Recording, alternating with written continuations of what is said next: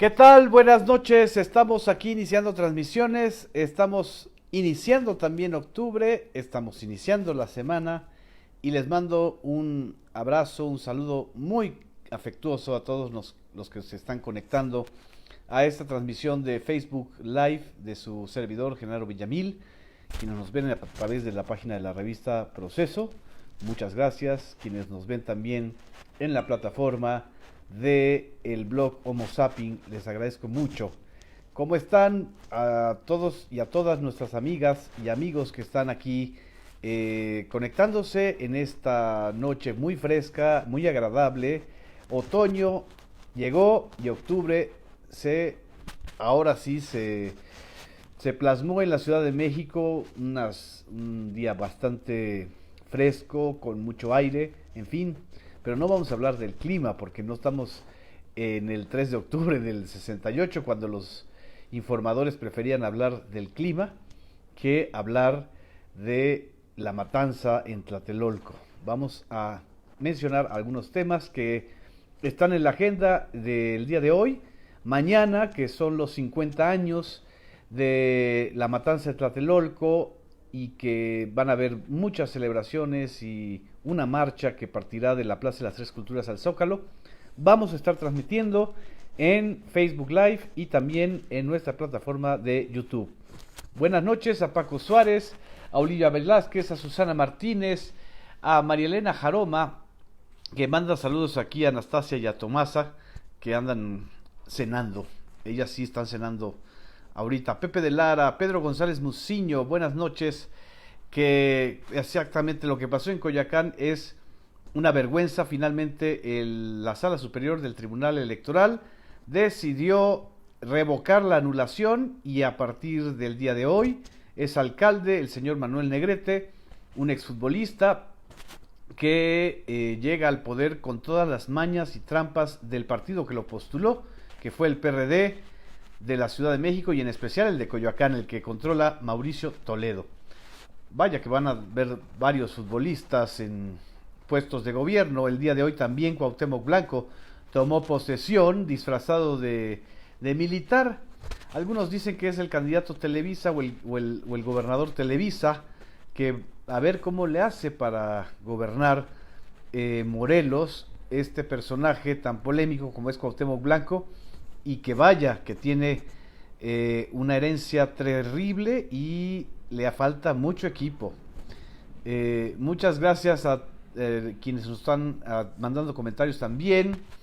A Mónica Méndez, a Alma Adriana Melendres, que nos está viendo desde Baja California, a Jesús Castañeda, a Dani Pevi. Buenas noches, gracias, saludos a las bellas felinas que por aquí deben andar. En algún momento van a aparecer.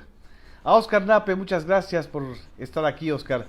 A Norma Angélica Mariscal, buenas noches. A José Torres, que también nos está recordando la matanza del día de mañana. A Gabriela Arzamendi, a Marta Betancourt, a Hugo González Enríquez desde Guadalajara.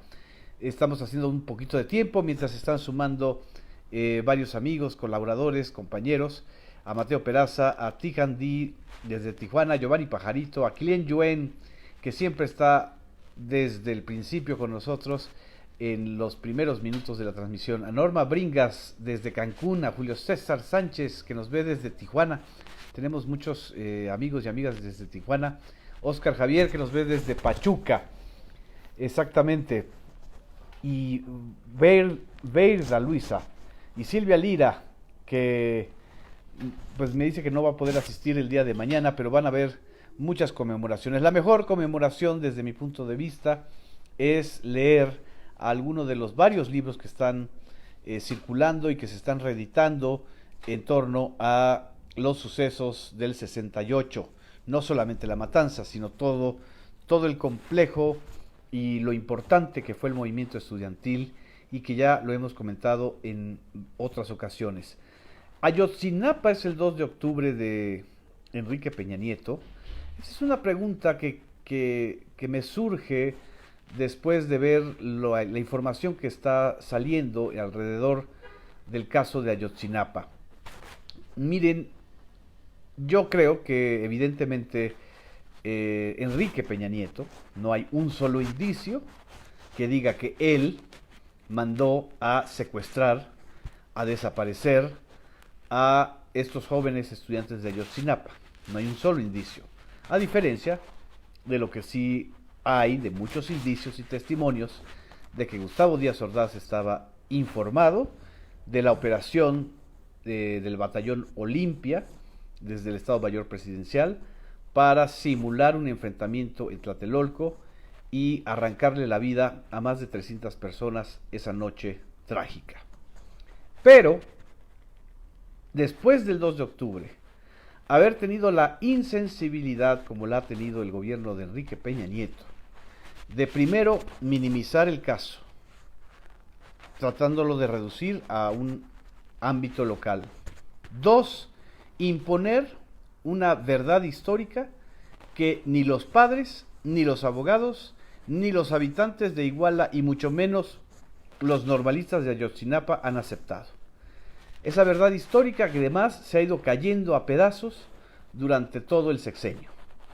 Esa verdad histórica que todavía hace unas semanas Enrique Peña Nieto la repitió en su spot del sexto y último informe de gobierno, diciendo que los muchachos habían sido incinerados.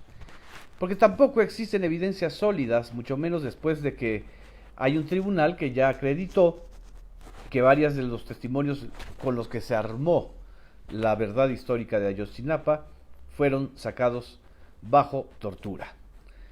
Me dice que Anabel Hernández afirma que sí lo supo Peña. No hay evidencias, pero de lo que sí hay una evidencia clara es de la torpeza, de la insensibilidad, de la verdadera saña con que el gobierno federal de Enrique Peña Nieto minimizó, obstaculizó y protegió a quienes sí podían estar involucrados en el caso de Ayotzinapa o en el caso de la noche de Iguala, como queramos mencionarla. Lo de Ayotzinapa, como dice Nadia Cerez, no solamente es una burla, es una muestra de absoluta falta de empatía y de sensibilidad, no solamente con los de Ayotzinapa, sino con todos los familiares de miles de personas desaparecidas en este país. Por eso Ayotzinapa se vuelve tan importante.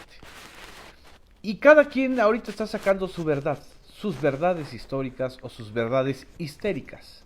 El señor Miguel Ángel Osorio Chong, que fue el secretario de Gobernachón durante los sucesos trágicos de Ayotzinapa, ahora como senador, está queriendo revivir la tesis de que todo se debió a un conflicto del narco local de Guerrero, protegidos por el exgobernador Ángel Aguirre.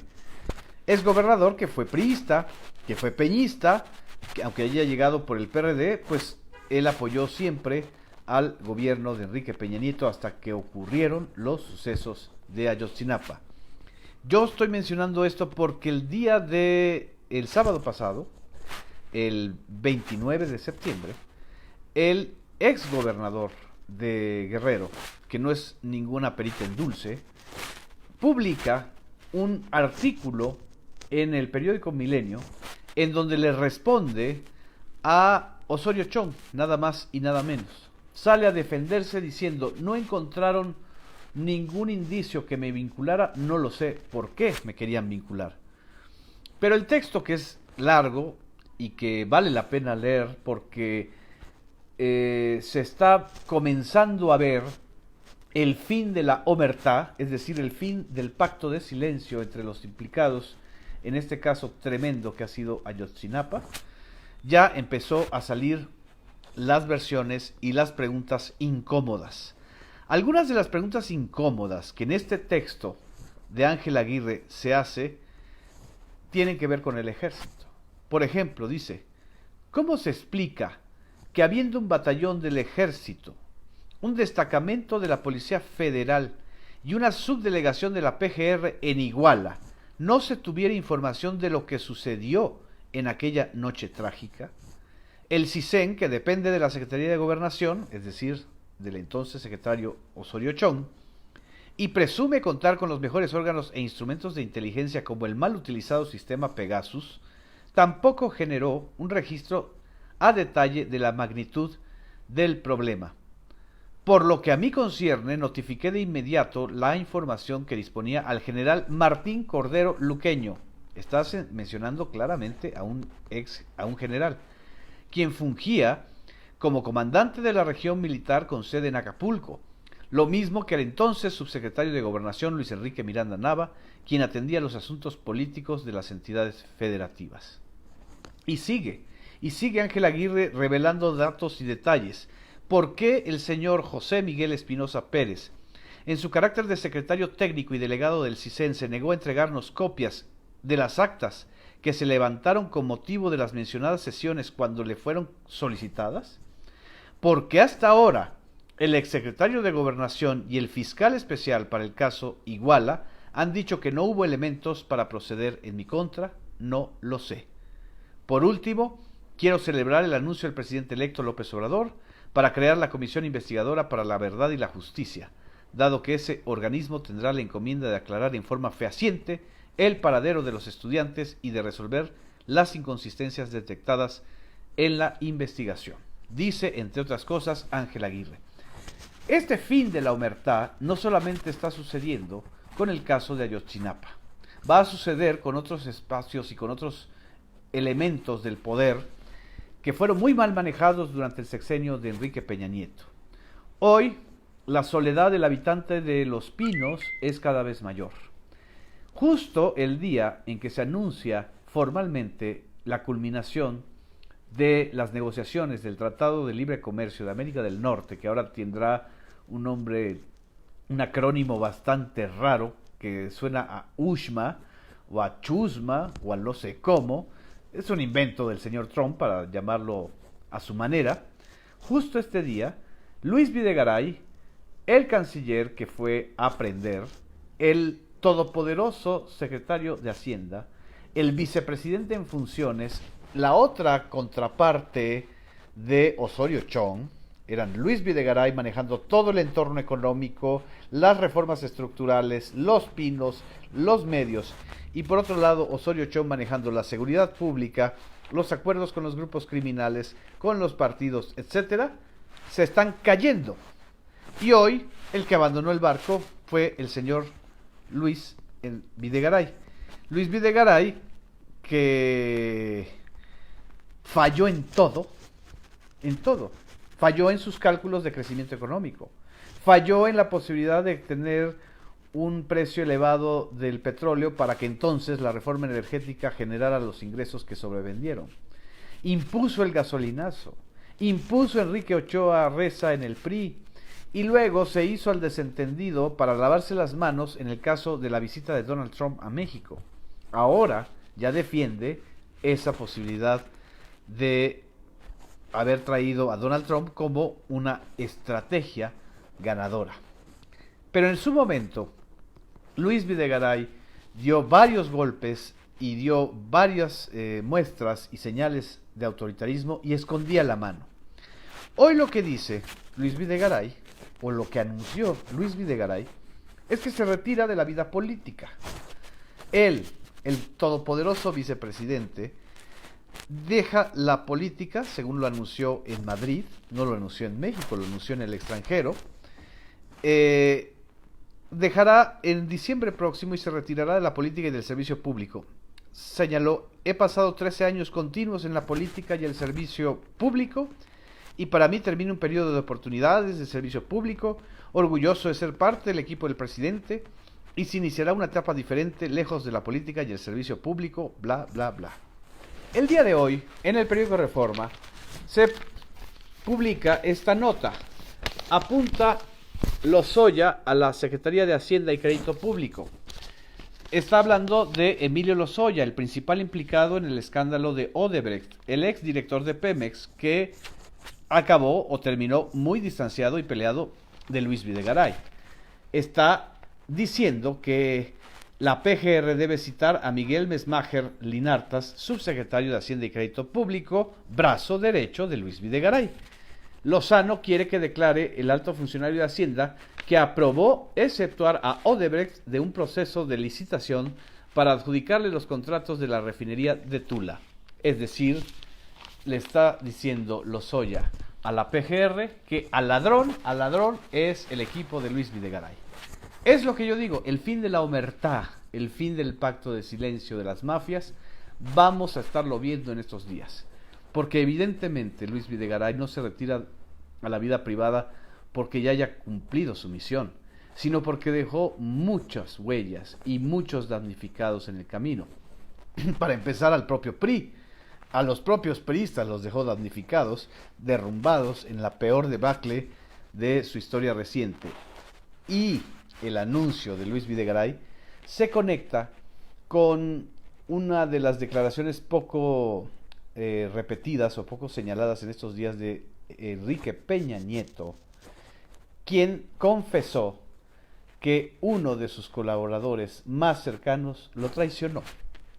Y yo creo que no estaba hablando del secretario de la Función Pública, o del titular de Sedesol, o de la titular de SEDAT. Estaba hablando o de Luis Videgaray o de Osorio Chong. Los distanciamientos se van a agudizar en estos meses. Vamos a ver una verdadera pelea por ver quién se salva. Ya el señor Ángel Aguirre se está queriendo salvar respondiéndole a Osorio Chong y saludando a el próximo gobierno de Andrés Manuel López Obrador. Dice Dina Cravioto, como lo poco hombres que son, acusándose los unos a los otros. Puede ser una traición, como pregunta Gustavo Castaño, o una traición a la Videgaray. Esto es lo que realmente está sucediendo en el ocaso del sexenio más complejo y complicado del país. Ya salvaron a Duarte, como dice, y quiere salvarse Luis Videgaray del caso, por ejemplo, de Alejandro Gutiérrez, que es el principal implicado en Chihuahua, del caso de Javier Duarte y, por supuesto, del caso Odebrecht. En fin, estos son el panorama, y todo esto en el contexto de que ya hay un Telecán que hasta ahora no sabemos exactamente qué va a implicar. Lo único que sí el equipo de Andrés Manuel López Obrador el día de hoy, a través de Marcelo Ebrard y de Jesús Seade y de Graciela Márquez, secretaria de Economía, negociador del equipo de Andrés Manuel López Obrador, y canciller, el señor Marcelo Ebrard, dijeron es que se había logrado, entre otras cosas, defender el capítulo de excepcionalidad cultural en el Telecán. Y eso fue por presiones de Canadá, no de México. Canadá digamos que se plegó a varias de las propuestas o de los acuerdos que se hicieron entre México y Estados Unidos en la negociación que culminó hace un mes, pero que era necesario hacerla para que el acuerdo fuera trilateral. Casi al cuarto para las 12 se está firmando este acuerdo. Lo único que podemos comentar es que ojalá y el Telecán realmente implique un incremento para los salarios de los trabajadores mexicanos. Quizá es el único punto en donde podemos estar de acuerdo con Donald Trump y las necesidades de los trabajadores mexicanos. No se puede volver a construir un mercado regional o la atracción de México a los inversionistas con la idea o con la propuesta de que aquí hay bajos salarios o salarios de hambre, porque efectivamente los salarios de hambre o los bajos salarios lo único que hacen es precarizar el trabajo, enriquecer solamente a unos bribones que se hacen pasar como líderes sindicales o empresas de contratistas de protección, o simple y sencillamente mandar a las fronteras a familias enteras que se fueron a la industria maquiladora y que traen ahora el desarreglo social terrible que quedó en Ciudad Juárez o en Tijuana o en Nogales, ciudades fronterizas, o Nuevo Laredo, que están viviendo ahora también las consecuencias de el cierre de empresas. El nuevo modelo no se puede hacer en función de los bajos salarios, porque los bajos salarios son esclavitud contemporánea. Entonces, si el gobierno de Morena y la bancada de Morena en el Senado van a defender por lo menos un esquema de altos salarios en México, ya algo bueno habrá traído el Telecam. En fin, este es mi comentario humilde. No soy especialista en comercio exterior, pero sí tengo sentido común como muchos de ustedes que nos están viendo. En fin, muchas gracias por sus comentarios. Me dice que también juzguen a los líderes sindicales de Pemex, de la CFE, etcétera. Buenas noches a Cruz Corpus por su comentario. Fuera de miedo, me dice, la nomenclatura se va a empezar a pelear exactamente. Jesús Eduardo Medina Béjar, que también nos manda saludos desde Chihuahua. Buenas noches, muchas gracias, nos vemos esta semana y no se olviden que mañana, el 2 de octubre, no se olvida. Gracias.